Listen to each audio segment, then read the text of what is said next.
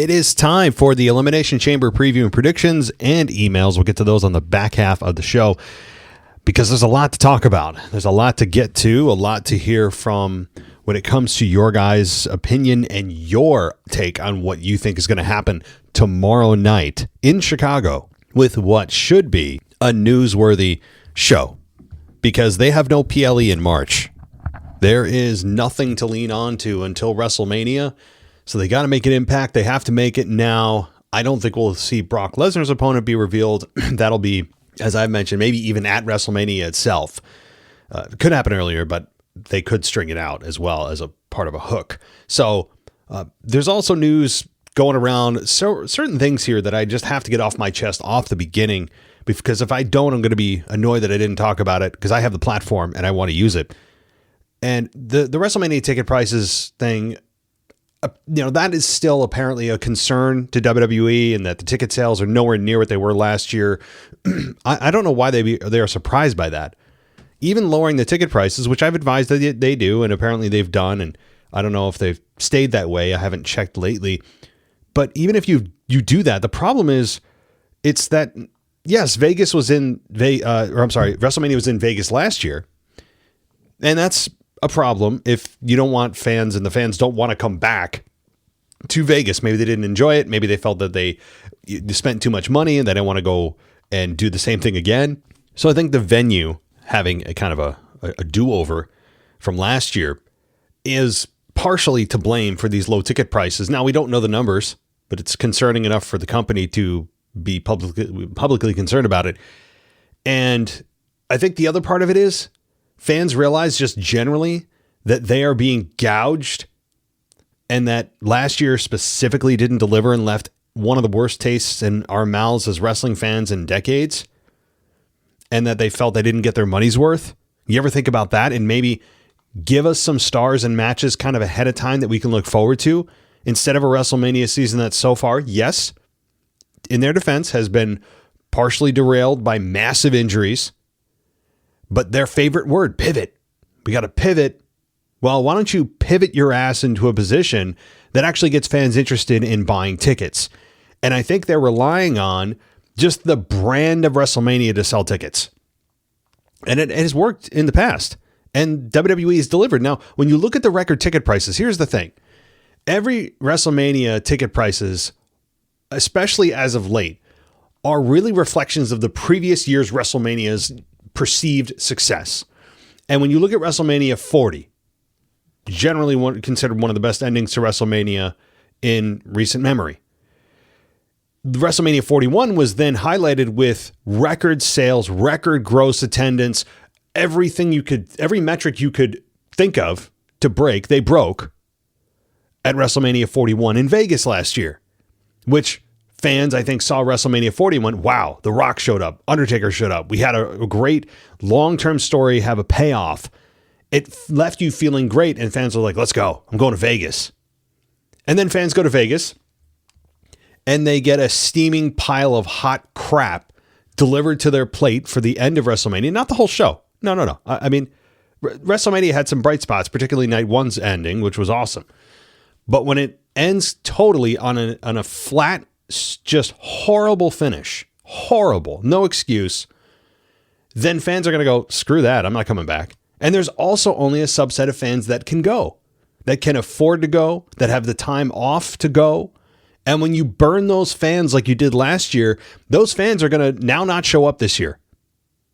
And the fans that maybe were considering going, that stayed home last year, are looking at that going, do I want to spend a bunch of money to get screwed like that and have to pay off this trip for a year to potentially just have a pile of dog shit delivered to me? No.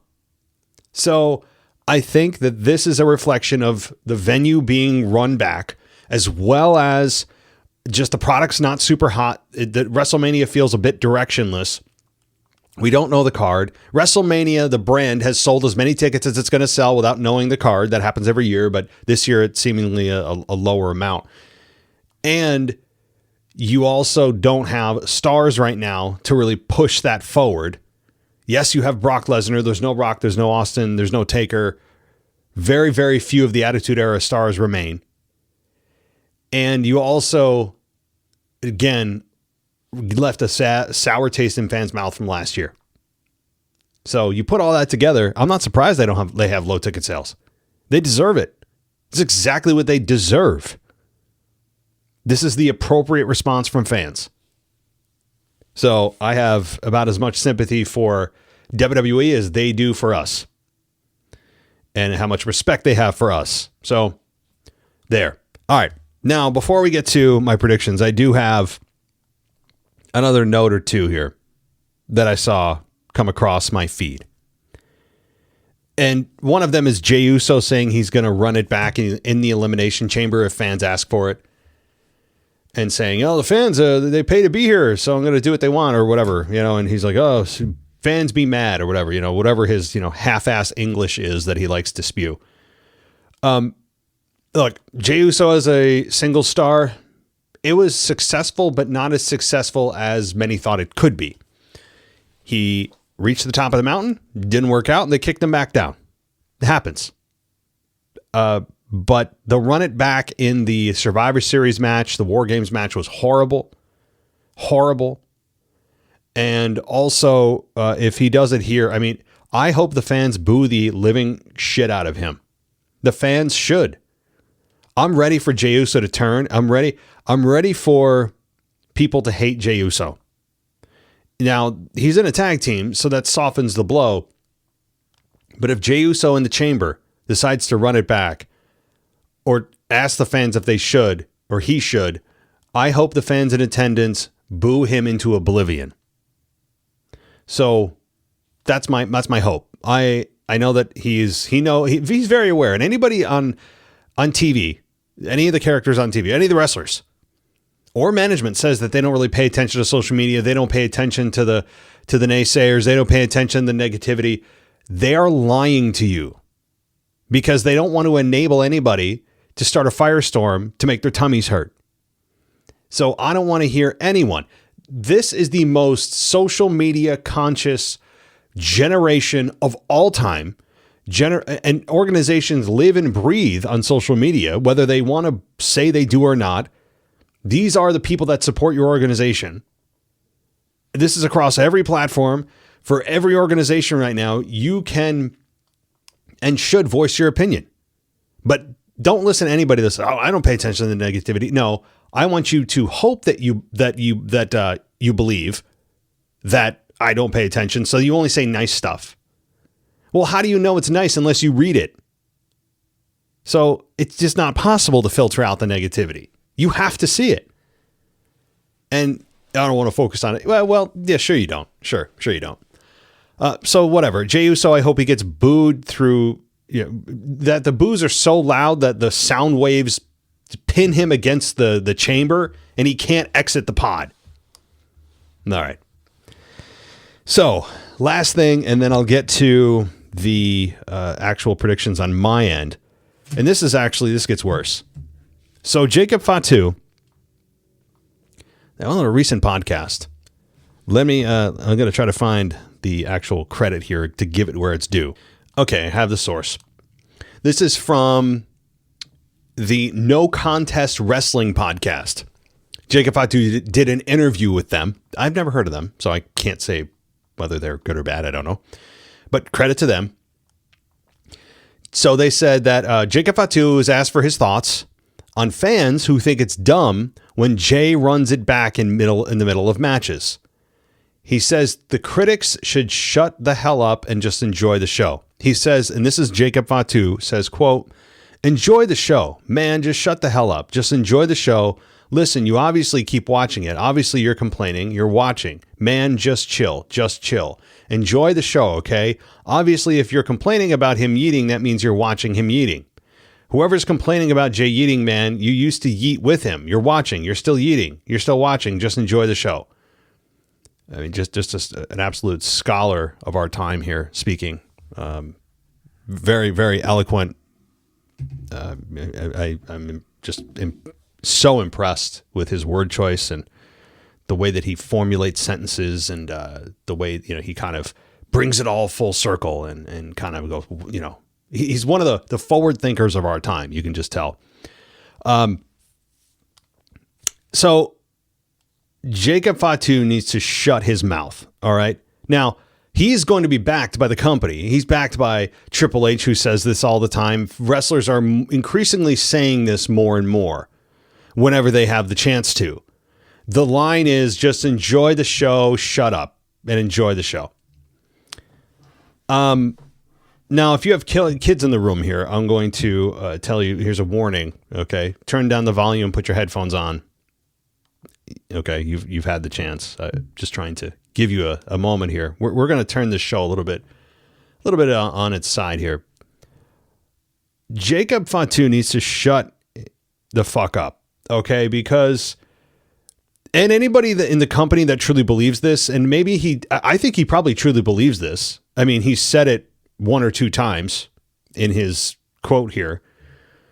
I'm being facetious. He said it like 8 times. He said the same thing 8 times, but whatever. So as fans and as really a consumer of any product, I don't care if it's pro wrestling. I don't care if it's an electronic you own, an iPhone, a laptop, a car, a desk, a pen, right? I don't care what it is. A watch, a shirt, a lawnmower. There are companies that make these products, right? And when you have feedback, do you think that the company is going to say, well, don't talk to us. Don't actually say anything unless it's nice. Name another company that outwardly says this to their own customer base. Can you name a single one? Now, they may feel that internally. No company or person, for that matter, wants to and enjoys getting negative feedback. And you can say, oh, I like constructive criticism. No, you don't. Shut the fuck up. Nobody does. You can say you do, but you still rather would just get flat out compliments. It's just human nature. Okay? So this narrative, for some reason, WWE feels that they are holier than thou, and then we must bend the knee and never say anything negative unless it's something that they prescribe, that they pre-approve of, that we must never say to anyone ever, particularly on a public forum like social media. We are forbode from saying anything. They really took the old adage, the thing that your mom told you, your grandma told you when you were like 4 years old. If you have nothing nice to say, don't say anything at all. They really took that to heart. Either that or WWE is breeding the softest entertainers in history. And that they're really enabling this because they're hearing it from the top down, so they feel that they can repeat it. And they are. I am a paying customer. You're a paying customer. Guaranteed you are. You've paid for WWE. If you're listening to this, there's a 100% chance that in some form or fashion, at some point in your life, you have given your money to WWE. Whether it's through a subscription, a ticket, a piece of merch, your time, that's valuable. You have. You're giving your time right now because you love pro wrestling. And when you have that company telling you to just shut up and be quiet, how does that not enrage you? That they don't have the mental capacity to, I guess, well, they won't debate fans because that's not what they do, but they don't have the, I don't even know what the word is, the temperament or the understanding, or I'm not sure what it is. The respect, maybe respect is the word I'm looking for their own fans that are they're the reasons you're here. They don't have respect enough for the people that criticize them, which are fans still pouring money into the company, like Jacob said very eloquently, to actually allow them to say anything. Now, it's not that they forbid us, or I mean, they would love to, but they can't. This tells me that they are super annoyed when we complain. And at the same token, as he said, we also still continue to pour money in, yet we're complaining. Well, Jacob, 2 things can be true at once, okay? Firstly, you can love something and also criticize it. That's possible. It is possible to love something and also critique it while still pouring money into that thing that you love. No? Okay, name another product or service or form of entertainment that's ever existed where fans or customers didn't complain and yet still poured money in. It's not that it's not mutually exclusive. See, that's the thing. He thinks that, well, if we're complaining, well, we're still pouring money in. Obviously, if you're complaining, that means you're watching him. Yeah, well, no shit. Okay? No shit. Yes, we're watching. And we're complaining. How else would we have got this knowledge? Were we born with the knowledge that yeeting existed? Or perhaps we watched it happen and then we critiqued it and said, you know what? This sucks.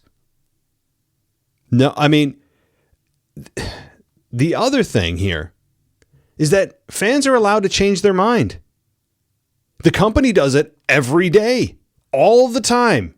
Storylines change, people change, segments change, promos change, matches change, marketing changes, WrestleMania plans, PLE changes, all the time.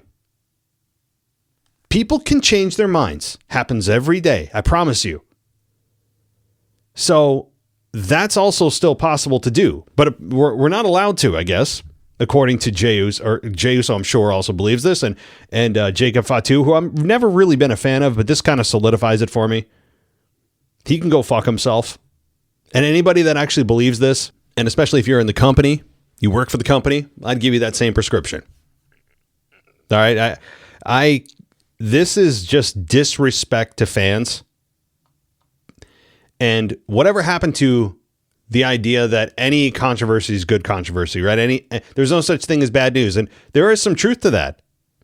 But we are now observing the softest version of pro wrestlers we've ever seen in our lives. You know that these people, everyone is tied directly to social media. They're on it probably more than you realize, seeing what fans say about them. Yes, some of them are probably better than others of disregarding the negativity, but you're going to still see it. And I'm not saying fans should just go on and, berate and belittle and personally attack. That's not what I'm saying. I'm talking about just the product itself. If the product sucks, just like anything any organization has ever produced in the history of humanity, whether it's a product or service or commodity, you have the right as a paying customer, or even somebody that's not yet paid, that's a potential paying customer, you have the right to speak your mind. And you have the right to say what you want. Now, again, that doesn't mean that I am giving a complete open ticket to again, personally attack, threaten. No, that's stupid. And it's also against the law. But you absolutely should voice your opinion, because you're paying your goddamn money to these people who don't have enough respect for you to say, look, I know we hear the negativity.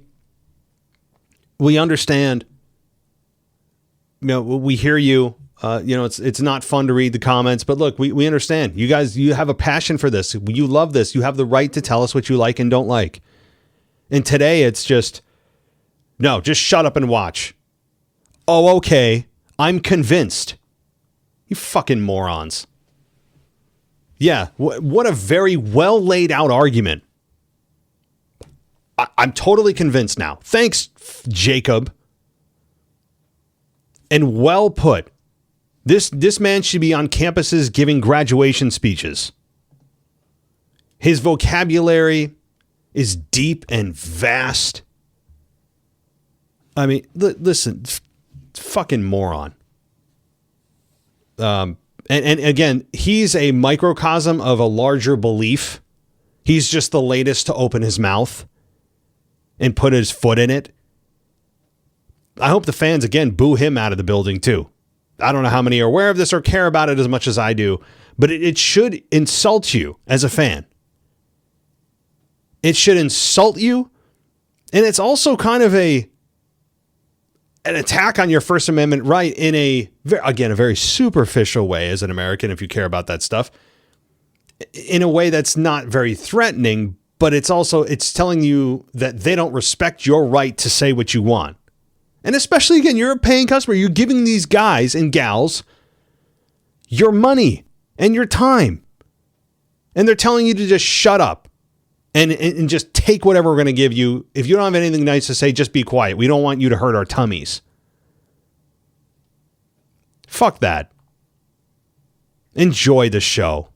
Anybody that tells you that, anybody in the company especially, that tells you that, you proceed to give them a couple of fingers on your hands, and you know which ones those are.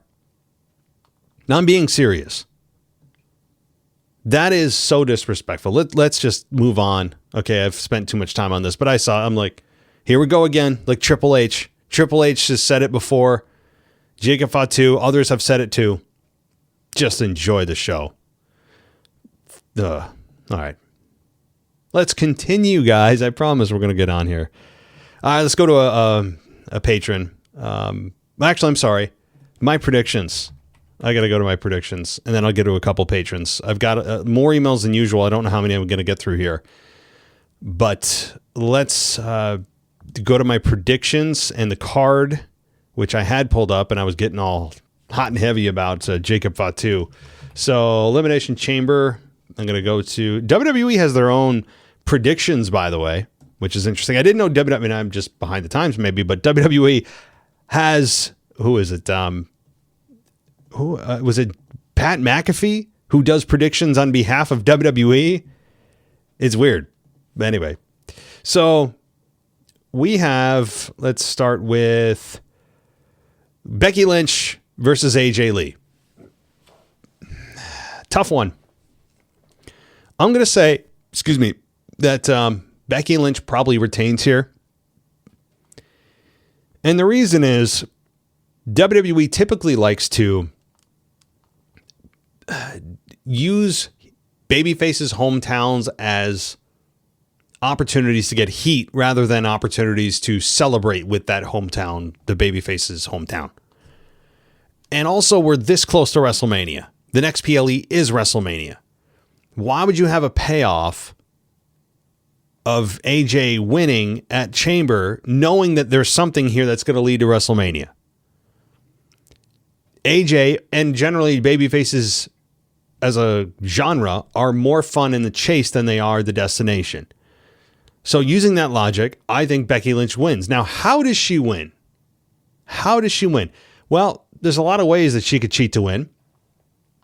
Foreign object, kick below the belt won't work, but raking of the eyes, pulling up the tights, somebody interferes on behalf of Becky Lynch behind the referee's back. Becky Lynch retains, I think, in one of those ways. In a match that I don't know what the quality is going to be. And at least we'll stop seeing... Let me just put it in this lens, at least. It'll be better than watching Becky Lynch having convulsions that she just can't control when she's around AJ Lee. And we won't have to watch the horrible acting of Becky Lynch and AJ Lee over the last couple weeks. At least we'll have a match here. Maybe Becky will be able to break through that force field that's been surrounding AJ Lee the last couple weeks, and she can actually have a match with her. So I'm worried about the actual quality of the match, I have to say. The quality of the match, which usually is not a concern of mine, does concern me here. AJ Lee, she's been in the ring, but only, one or two times over the last 6 months in a tag team capacity. She hasn't had an actual singles match in a decade. So the match quality is of concern. I wouldn't expect this to go more than 12 minutes. Tops. Becky Lynch wins. CM Punk, Finn Balor. Okay. I mean, I don't even need to give you who's going to win. it's CM Punk. If they want to shock the world, and boy, that would shock the world, have Finn Balor win. I wouldn't actually be that crazy about it. I'd be on here going, oh my God, what? And it would get the world talking. But is it the right move? Is the shock factor worth your having to now clean up this mess? Probably not. So I'd give CM Punk, as close to a 100% chance of winning as you possibly can. And when I say winning, I don't necessarily mean he's going to win the match. As we all know, you can have the babyface lose the match and retain the belt. So I think this is going to be, as far as match quality goes, this should be out of 5 stars, like 3.5, 4 out of 5 stars. These two work very well together. Finn has now reemerged on the main event scene. He's back in the title picture, which he should be. But this is obviously not Finn's time. Everything's working against him here, especially the time of year. The person who won the championship, CM Punk, going into WrestleMania, you're not going to disrupt the program that he and Roman now have at WrestleMania. They already started the promos, which means they're not going to just have Finn Balor be champ. It's not going to happen. Okay. But again, look at this through. How cool is this match going to be? How many fun near falls can we have? That's it. All right, Women's Elimination Chamber, Tiffany Stratton, Rhea Ripley, Alexa Bliss, Asuka, Kiana James, and Raquel Rodriguez.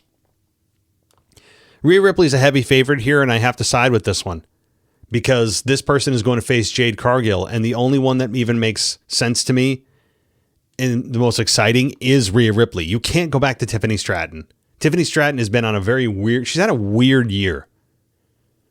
Very weird year, up and down, but kind of coasting at times. She's lately been extremely off-putting, and I don't think that's meant to be. She's just obnoxious.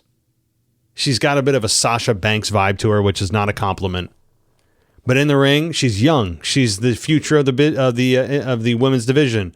All that's true.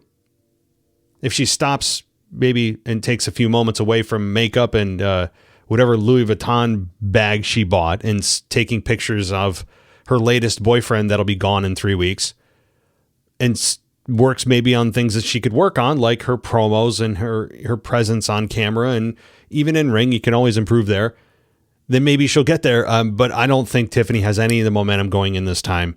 Fans have quieted down on her. Rhea Ripley is the only choice.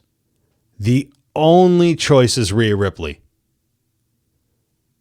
And it should be a fun match.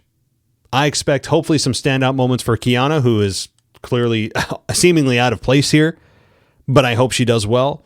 You have big names in here like Asuka, Bliss, right? So this should be fun. Okay, the men. The men's rumble: Orton, Knight, Rhodes, Javon Evans, Trick Williams, and Jey Uso. A nice blend of stars they're trying to build and established stars, which is it's a smart combination. It's what you need to do. And I expect this. Hopefully Jey Uso gets booed out of the building. I think Cody Rhodes win. Do I say he has? He doesn't have to. But if Cody Rhodes doesn't win, then who's next? I mean, you could have LA Knight, but if LA Knight's going to be facing Brock Lesnar, again, we don't know yet for sure. But I think more interesting than who's going to win this, because it does look like it's going to be Cody Rhodes. Not as lock it down, sure as the women's chamber match. But I think we're going to have some fun moments between Orton and Rhodes here that could give you a telltale sign of what's to come over the next, 2 to 12 months, where we finally get Orton and Rhodes. And they're going to be forced, I think, to turn on one another, or you'll see some tension build. That's a bit of a teaser for down the road for Orton and Rhodes. That to me is a much more interesting subplot than even the main plot of who's going to win. Because Rhodes winning, it does seem to be the most logical. And I think Rhodes winning is the most logical, despite the fact we've seen McIntyre and Rhodes 4 times over the last 6 months, and it's not an exaggeration. This is it does make the most sense. Now, if LA Knight wins, that's kind of your second pick here. I don't think Orton wins. I really don't. I know that he's a big star. He doesn't have much going on right now. I mean, Orton and McIntyre have a history. Orton is arguably the biggest star in this entire match. He can still go. But I don't know if it's as interesting as, say, LA Knight or Rhodes. I mean, LA Knight has yet to make that big move into the main event scene for the title. He's been in the main event scene before consistently, but it's never been about the championship for him, sadly. He's had a championship match before against Roman Reigns that we all knew he was going to lose a couple of years ago. But LA Knight has not yet made it to the top. And is this his year? Probably not. So for me, the most likely is Cody. Second, if I'm going to make a second pick, LA Knight. Third would be Randy Orton. And then the rest it's never going to happen. I mean, you can just pretty much count out Evans, Williams, and Uso. There's no chance. No chance. There's a better chance of Jacob Fatu, being confused with Shakespeare. That's the chances of Evans or Trick Williams or Jey Uso winning. Which is to say, there's none. So there you go. There are my picks. Not interesting ones, but the most confusing really is the men's, because Cody again is a heavy favorite, but it's not a lock it down. It's not. And you could have that end up being a multi-person match, which many people are already thinking it's going to be. Right? So even if Cody doesn't win and it's Orton or it's Knight, Orton and Cody or Knight and Cody or Orton, like, you're going to probably have those four men in the main event anyway, as many people suspect. Okay. Let's get to some emails. If I don't get to yours, of course, I will always put them on the weekend review. So keep that in mind. If you're like, hey, you didn't read mine. Well, I promise I'll get to it on the weekend review, which is really the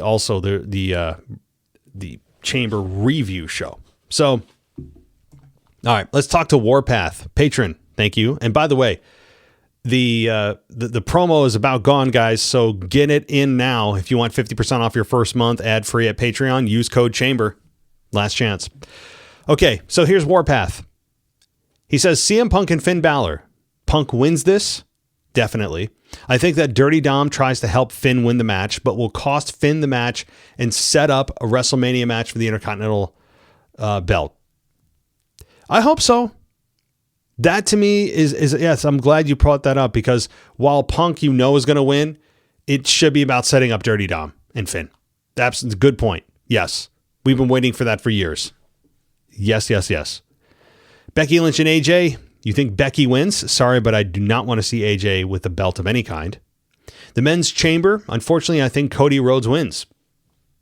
I think Trick Williams and Javon Evans will both have a good night.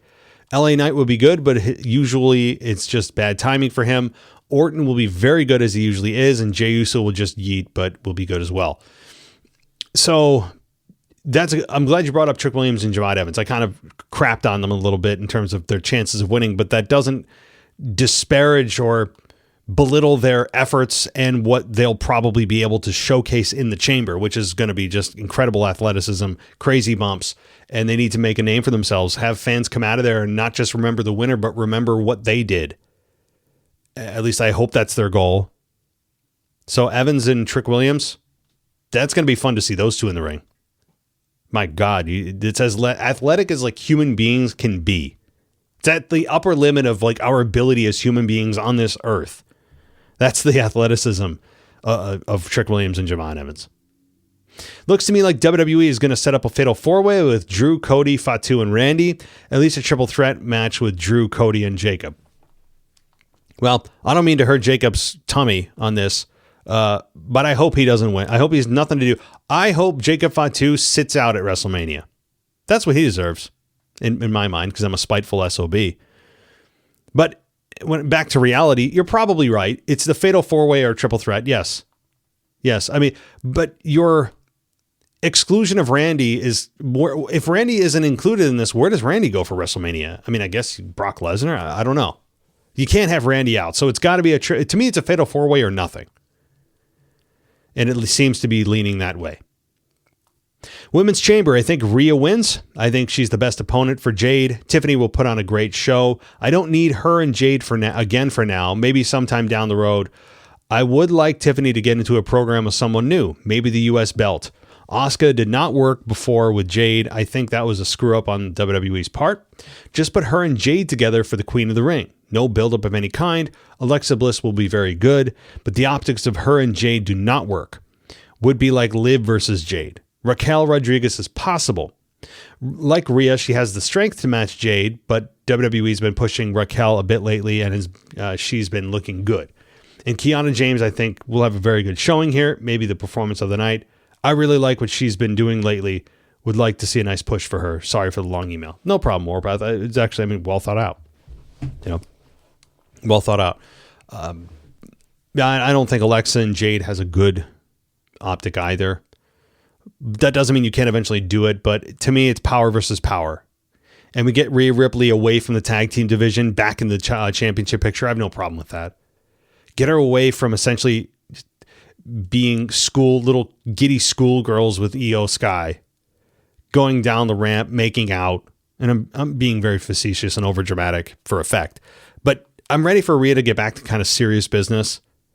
And she's done a great job in the tag team division. Her and Io have really added a lot of value to that division and the women's tag team championships. I have no complaints there, but I am ready for Rhea to get back to serious business. Like, get back to being an adult. That's what I feel. I feel like she's been in the sandbox in like a timeout, and it's now time for her. Okay, Rhea, come on back in, come back to class. That's what I feel like. So that'll be good. Yes. Thanks, Warpath. Okay, let's see here. We're going to let's go to DJ. He says, I want to quickly mention my predictions for the Chamber from Chicago. But by the way, who or what could be inside that mysterious wooden crate? Oh, thank you. See, I knew I was missing something. Could it be a returning star? Could it be a major announcement or a new stipulation in regards to WrestleMania 42? Well, I'm thinking maybe it could be just a thesaurus for Fatu. Maybe some kind of book he could pick up and read. All right, I'm done. I'm done nailing him. For now, anyway. But who could it be? Yeah, Chris Jericho could be the person. It could be Chris Jericho. We've been waiting for Jericho for like 4 months now. Is it a major announcement? I mean, maybe. Maybe it's not a person because, again, if it's a person, that means that person's been in that box without food or water for weeks. You'd be dead. Not so much for the food, but for the water, you'd be dead. So I hope it's actually not a person. It could be Jericho, but you know what it could do? I mean, it could be a clue as to who it is, but not actually reveal that person yet. Maybe it's the list. Remember the list with Jericho? Maybe it's just a big oversized box with a little thing in it. It'd be like a Christmas Story.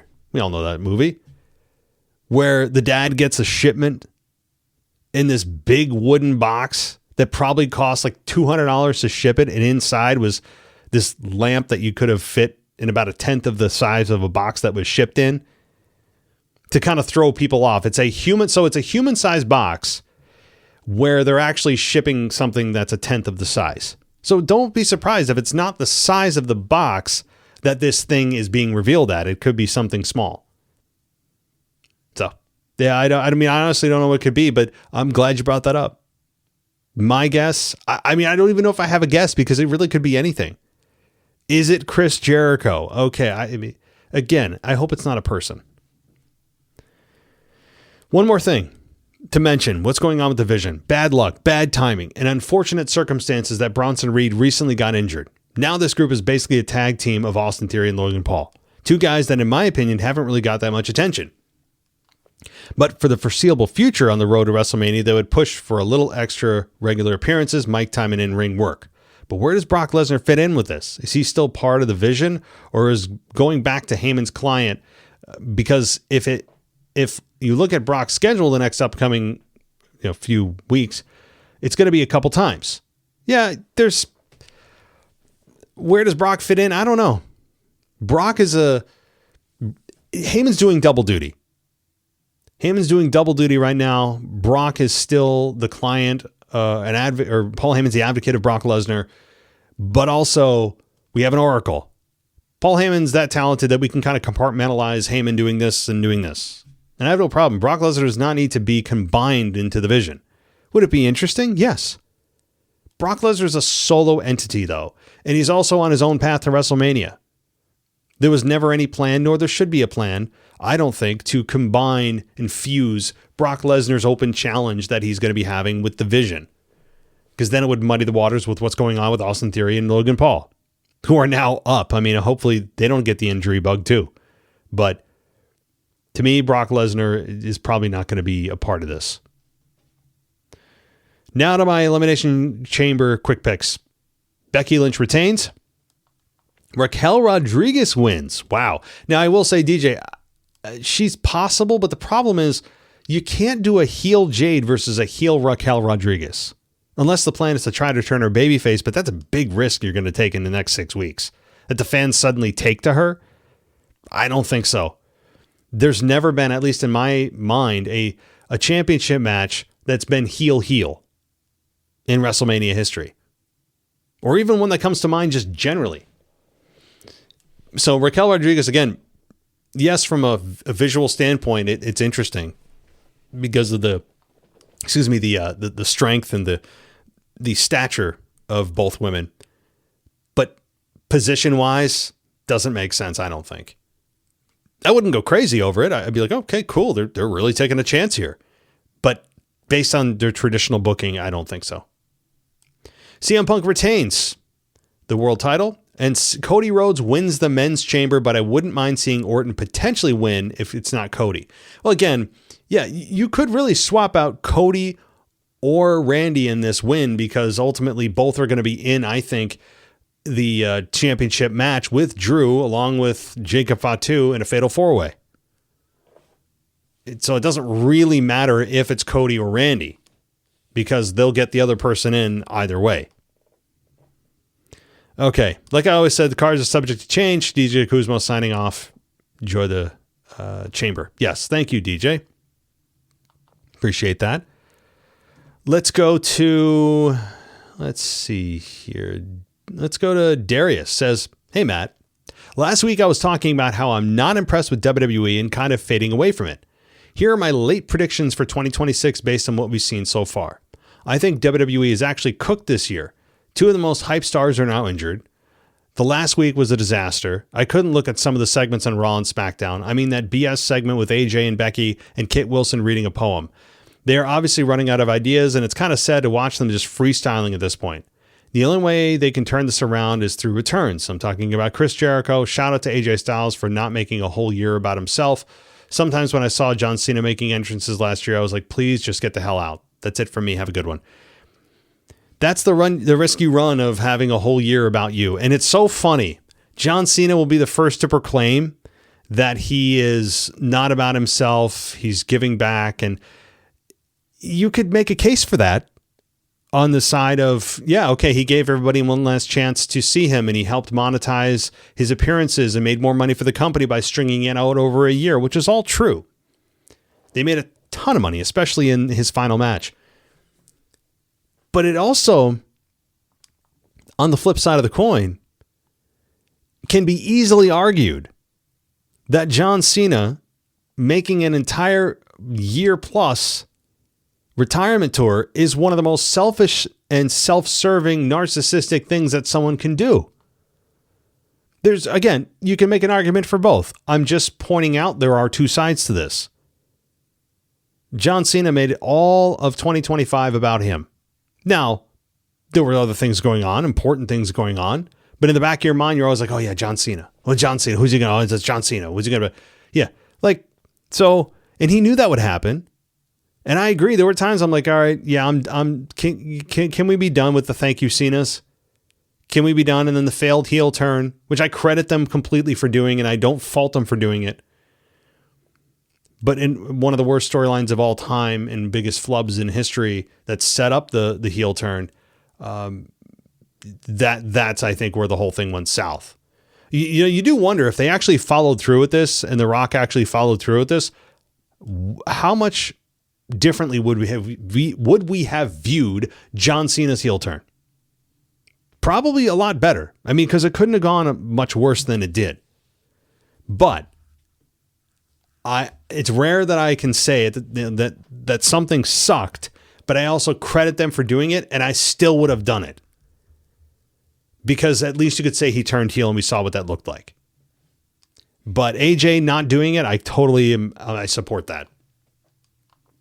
And it's also a knock on WWE that AJ in an interview said that WrestleMania doesn't seem to have the same luster that it used to, that it's kind of lost what it meant.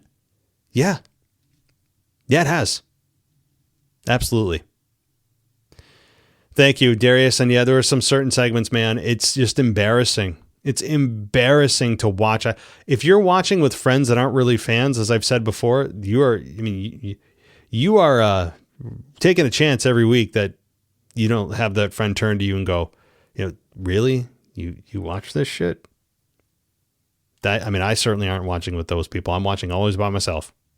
And I get embarrassed within myself. It's almost like there are two versions of me here. One of them is shaming the other. It's weird. It's like, how can you be embarrassed when you're by yourself? And somehow WWE finds a way to make you feel that way. At times. Okay. Let's go to one more email. This is from Brogan. And he says, CM Punk will definitely beat Finn, but it will be the close. Or it will be close. Got it. AJ will beat Becky, but lose it a few weeks later on Raw. The crate will have Sawyer Fulton inside, and he'll make his great return. I don't know who that is. The masked man is Simon Gotch, and will be revealed during the chamber, and the men's chamber winner is Randy. The women's is Rhea. Well, the men's chamber, again, people have landed on Randy and or Cody. I think both of them are very fine choices. Rhea is the solid favorite and should be. There's no other choice there. Finn coming close, I agree. He should, and he will. And as far as AJ beating Becky but losing it a few weeks later, I don't think so. There's the payoff coming, and I think you do it at WrestleMania if you want to make AJ champion. I know you have the hometown crowd, but you're already going to have CM Punk win, right? In Chicago. As champion, retaining. It's a big enough win to make people feel good. And I don't think AJ's ready to be carrying the Intercontinental title belt here yet. We got to see, first of all, what she's made of after 10 years inside the ring. On a one-on-one capacity, anyway. Thank you. All right. Let's go to one voicemail. I think I do. I do have one voicemail. I think it's Kyle. So let's go to one voicemail, and then we'll close out the show. As always. Oh, wait, no. Do I have two voicemails?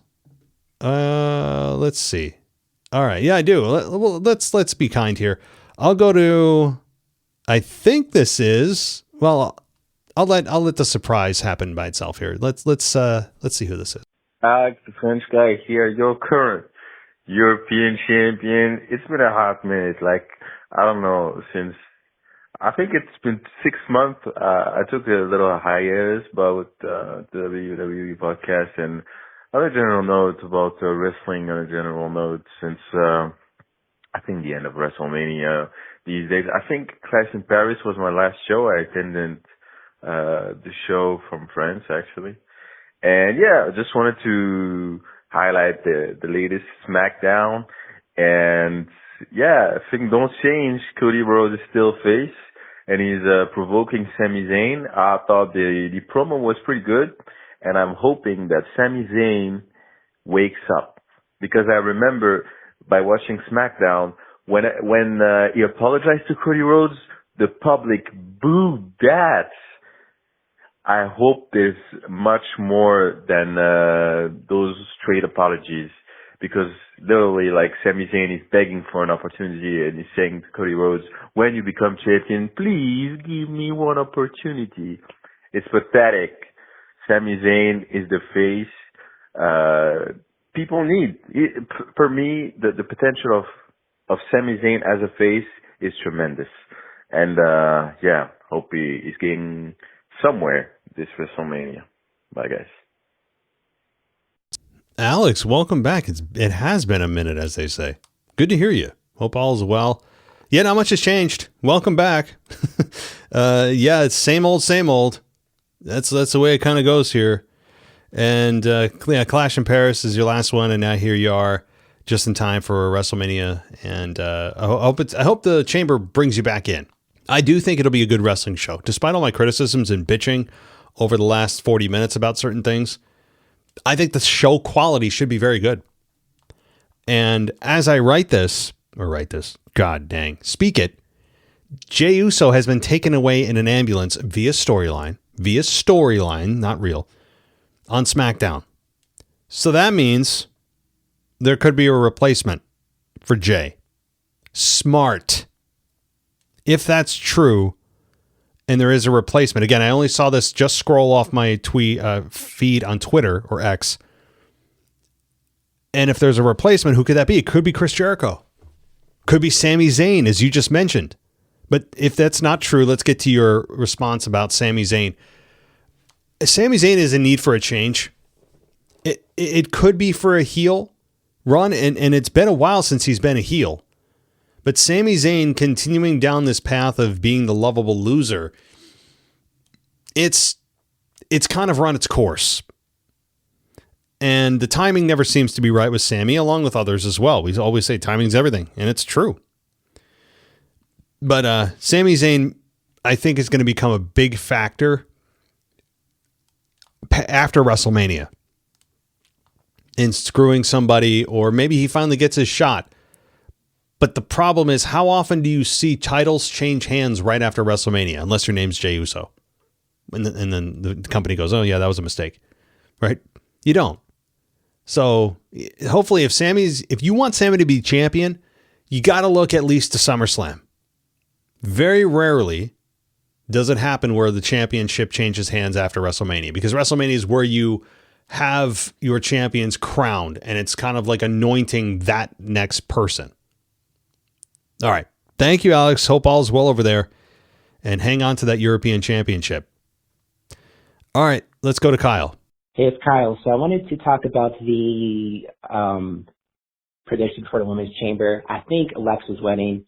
Rhea's too obvious, and Rhea doesn't make any sense to face Jade right now when she's in the middle with Rhea with Io Sky, the tag team fit scenario. Whatever Rhea and Io are going to be doing, it's going to be teaming with each other at WrestleMania in the multi-women title match, a tag team title match of some sort. I think Alexa wins and he adds Charlotte.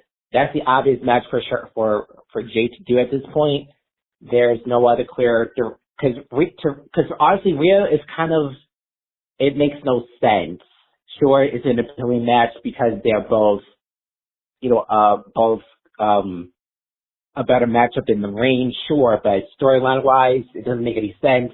And I think Rhea's going to be factored into whatever Io's going to be doing in the tag team division. So, and I think Charlotte's going to get added onto it when Alexa wins the Chamber, and then Alexa and Charlotte could go on to do a match at Backlash possibly when they both leave the WrestleMania. So that's my guess, is that Alexa's going to the Chamber with the inclusion with Charlotte. So, and Rhea's doing the tag team stuff with Io. That's what I'm thinking. Everyone's assuming it will be Rhea because of star power and a bigger matchup. But I guess logically, I think I'm picking Alexa, which a lot of people aren't picking. So that's what I'm guessing who's going to win the Chamber. I'll be slightly shocked if Rhea wins and not Alexa. So, but that's my thought. Thanks. Go ahead. Kyle, you're the only one. I love it. I don't mean that in a negative way at all. I love you're trying to make a case for Alexa. It's not impossible. Rhea does seem like a lock, which does scare me. Anytime anybody seems like a lock to win, you got to watch out. But Alexa Bliss, here's what I'm thinking. As the company, from the company's standpoint, which match would make me more money? Which has a larger interest from the general fan? And I have to say Rhea Ripley. Alexa Bliss is a big star. I don't think she's as big as Rhea Ripley. And it's not as visually appealing as it is with Rhea Ripley, as it is with Alexa. And honestly, I don't think the match quality would be as good if it's not Rhea Ripley. No offense, but Jade is still green. She's still trying to find her footing. Alexa Bliss is a veteran, but their styles I don't think would mesh as well on top of what I just talked about with the star power and them trying to make as much money and get as much eyeballs on the product, which they should. At WrestleMania, Rhea Ripley does make more sense, and she's also much more believable to win and beat Rhea. Yes, I understand Charlotte Flair and Alexa Bliss. You're eventually going to have you're going to have Charlotte Flair versus Jade. That's going to happen at some point. They've teased it forever. And that could happen. I'd give what your prediction is about a 5% chance, meaning it's possible, but very unlikely in my mind. But I love how you're trying to make the case for it. And if they do it, hey, credit to you, Kyle. You're the only one that foresaw it. So I have no beef in the game. If Alexa wins, hey, I'll stand up and applaud you. And I actually wouldn't lose my mind over it either. Alexa Bliss is a respected veteran. She's credible. She's got a great promo when she wants to. Better than I think anybody on the roster from the women. I mean that. Alexa Bliss, when she locks in, boy, she can be great. So I think it's possible, but very unlikely. When you just boil it down, Rhea Ripley's the bigger star. It's more appealing, and the match quality is probably going to be better. That's all there is to it. I'm not trying to overthink it. So anyway, Kyle, thank you. Thank you for your input. Thank you to all the callers. But also, as always, we're going to end with DJ giving us his Joe Hendry report / TNA update. For those of you that are interested, please hang around. I encourage you to listen to it. He does a great job every single week giving us the review. He takes the time out of his day down in that city, that largest city in the world. You guys got buried down there, by the way. Although, I think, didn't New York City get 12 to 15, 17 inches, something like that? And then there's a place down in Long Island, or Rhode Island, near, where was it? I got to remember. Some place down there in southeast New England got 41 inches of snow. That's 3+ feet with snow drifts that were over people's houses. I mean, that's like cartoonishly crazy. That's seriously a cartoonish amount of snow.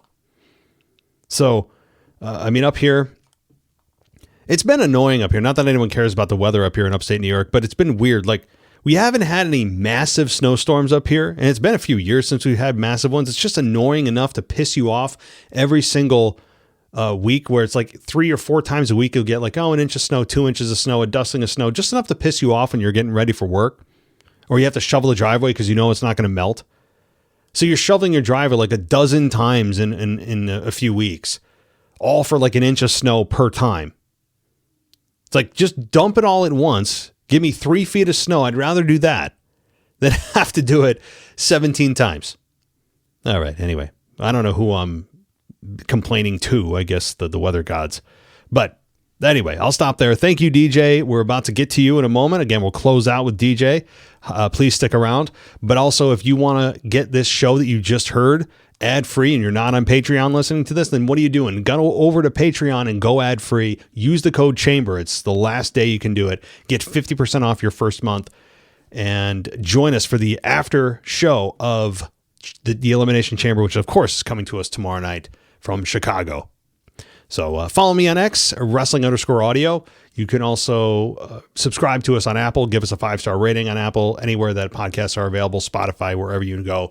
And also, one last thing, I'll be on vacation starting Wednesday next week.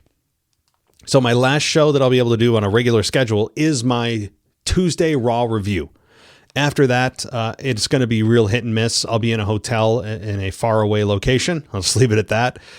More details to come. But I'll have my laptop with me, but my priority is relaxing, right? So I might have some retro shows put out after that. I could always still pop on if something crazy happens, but I'm only down where I'm going to be at for a few days. So I want to be focused on that and getting away. So just so you know, in case you're wondering, hey, your Friday show, where's that? The schedule's a little wonky next week. That's why. But anyway, everybody, thanks so much for joining me. Stick around for DJ Kuzmo, and we'll talk soon. This is DJ Kuzmo back at it again on your Mailbag show. Record you live on a Wednesday morning, and you know what time it is. It's time to say his his name and he appears. I believe in Joe Hendry. I believe in Joe Hendry. That's right, folks. Joe Hendry is his name as I take it to my 85th episode of the Joe Hendry Report. And like always, coming to you live from an outdoor location. That's right, folks. We are outside today for this recording. But before I talk about Joe Hendry, the NXT champion, let me talk about the continued storyline of the NXT and TNA collaborations with the NXT invasion in TNA, in which on the previous episode of TNA on AMC, it was the fallout from TNA's No Surrender.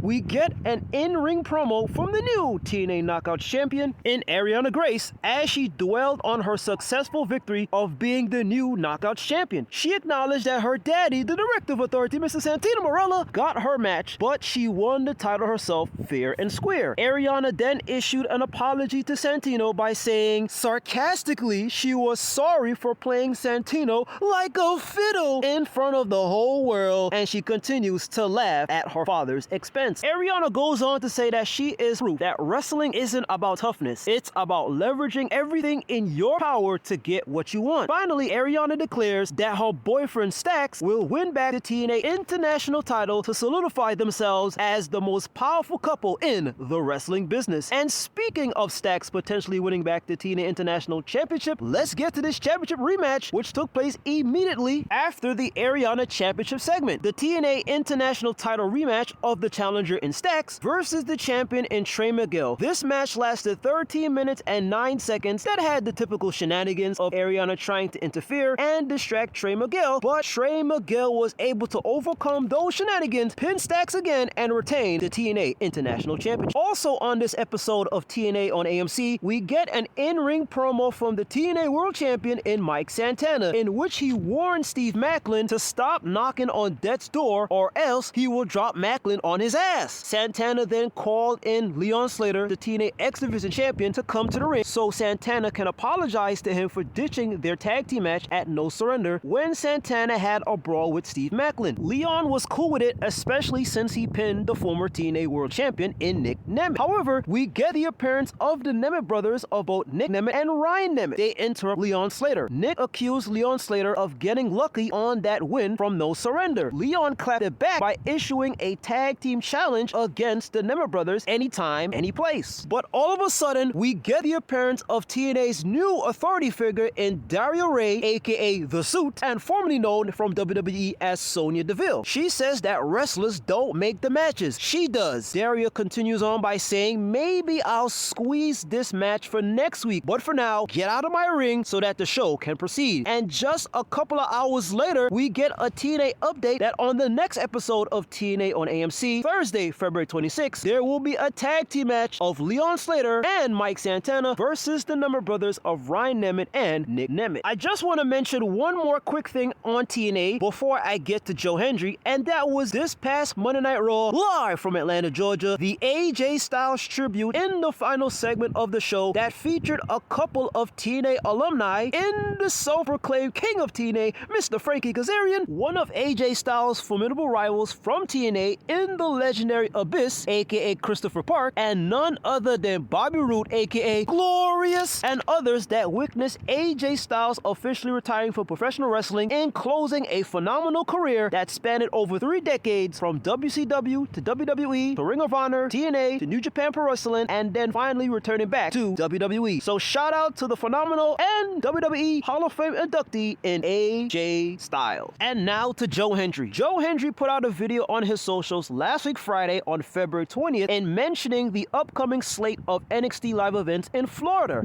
The first one was on Friday, February 20th, live from Dade City, Florida, and the second NXT live event was on Saturday, February 21st, live from Sanford, Florida. And speaking of those 2 NXT live events, which featured Joe Hendry, let's get to them. On Friday, February 20th in Dade City, Joe Hendry was featured in an NXT title match against Dark State's own Dion Lennox, in which Joe Hendry won to retain the NXT title. title. And on Saturday, February 21st in Sanford, Florida, Joe Hendry was featured again in an NXT title match, this time against Dark State's own Cutler James, in which Joe Hendry once again wins to retain the NXT title. So far, Joe Hendry has 6 successful title defenses at NXT live events. However, the most important NXT title defense in his first PLE as champion will take place next Saturday on March 7th at NXT Ventures Day, live from Orlando, Florida in the WWE Performance Center. It will be Joe Hendry versus Ricky Saints for the NXT title. And always remember this, folks, if you remember to say his name, he might just randomly appear. And he appeared last night on NXT. Joe Hendry was featured in 3 different scenarios. The first 2 were in 2 separate video packages chronicling his journey to becoming a professional wrestler. And in the final appearance that Joe Hendry made on an episode of NXT was in a brief cameo doing the chaotic finish in the main event for the NXT North American Championship of Ethan Page versus none other than Miles Bourne. But before we get there, let me quickly mention the in-ring appearance of Joe Hendry's tag team partner and newfound best friend in Thea Hale, as she was included in a WWE Speed Women's Championship #1 Contenders Tournament semifinals match against Blake Monroe. This match quickly lasted 1 minute and 7 seconds as Thea Hale got the surprise win over Blake Monroe, thanks in part to the appearance of Jada Parker as she delivered a blindside attack to Blake Monroe, and then Thea Hale seized the opportunity and delivered a swinging neck breaker to Blake Monroe and then the pin and win to advance in the Women's Speed Tournament. Now we get to Joe Hendry's first video package, which covered his humble beginnings before he got into professional wrestling, because this was by means not an overnight success. It took years and years of hard work and pivoting, stemming from his love for WWE while growing up in Edinburgh, Scotland, but he felt that it was an impossible dream, so he decided to focus on his hobbies like judo, theater, playing live music. However, on New Year's Eve in 2013, at the age of 24, Joe Hendry finally made the decision to pursue his dream of becoming a professional wrestler. However, after getting a WWE tryout a year later and not feeling that he was ready, Joe decided to venture into amateur wrestling. Even though he was at a late age, he was able to win 2 gold medals at the 2018 British Senior Championship Games. Then Joe continued to wrestle on the indie scene in Europe, as he continued to make a name for himself as the guy that made parody songs to insult his opponents. Joe would go on to have matches against the likes of Cody Rhodes, Kurt Angle, and Drew McIntyre while on the indie scene in Europe. Joe was also writing music and doing podcasts as he continued to make a name for himself and build momentum. When the pandemic of 2020 occurred, Joe had to pivot again and not give up. He dyed his hair blonde, he bulked it up to 265 pounds, and used the money that he was saving to purchase a visa and get back to the United States just when the travel ban of the pandemic came to an end. Joe Hendry signed with TNA exclusively upon arrival in the United States. Now we fast forward to the second Joe Hendry video package on this episode of NXT,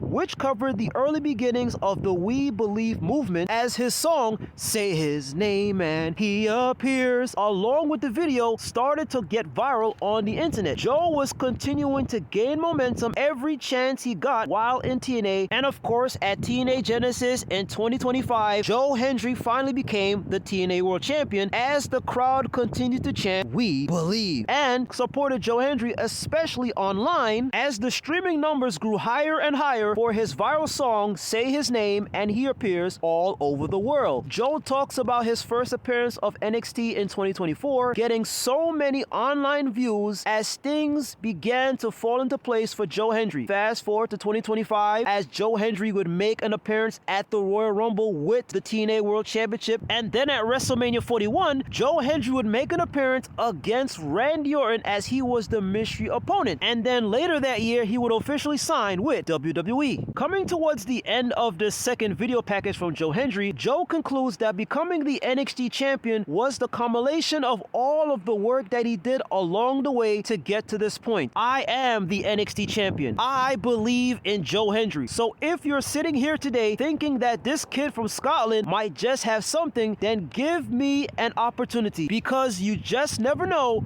where the next WWE superstar will come from. So if you get a chance, you can check out those 2 separate video packages from Joe Hendry. It's a great deep dive into his backstory as to how he became a professional wrestler and to where he was coming up in the ranks in Scotland to where he is today as the NXT champion. And now let's get to Joe Hendry's 3rd and final appearance on this episode of NXT, as he was featured in a very chaotic main event for the NXT North American Championship of the challenger in Miles Bourne versus the champion in Ethan Page. This match lasted 13 minutes and 40 seconds. Well, let's quickly get towards the tail end of this match, aka the chaotic part, in which Jackson Drake and the Vanity Project tried to distract Miles Bourne in helping Ethan Page get the victory to retain his championship. But then we get the appearance of Hank and Tank alongside Shallow Hill as they had a brawl at ringside against the Vanity Project. But then all of a sudden, we get the appearance of Ricky Sainz as he was on the top turnbuckle, as he was also trying to distract Miles Bourne in helping Ethan Page retain his championship. But out of nowhere, we get the appearance of Joe Hendry as he takes out Ricky Sainz. After all those chaotic segues, Miles Bourne would defeat Ethan Page to become the new NXT North American champion. So congratulations to Miles Bourne. This is his first championship in NXT. And always remember this, folks. If you remember to say their name in Thea Hale and Joe Hendry, they might just randomly appear. Always remember to believe, say his name. Always remember the words that Joe Hendry says anytime, any place, at any show. And most importantly, always remember to do this. Wave your hands from side to side and say, oh, I believe in Joe Hendry. Joe Hendry is so prestigious. Once again, this is your guy, DJ Kuzmo. Have a blessed week. Be kind to one another. Stay safe, my friends. Believe and peace. Thanks for listening to the WWE Podcast. Don't forget to subscribe on your favorite podcast app so you don't miss a show, or head to WWEpodcast.com. And for all of these shows ad-free, head over to patreon.com/WWE Podcast. Until then, we'll see you next time.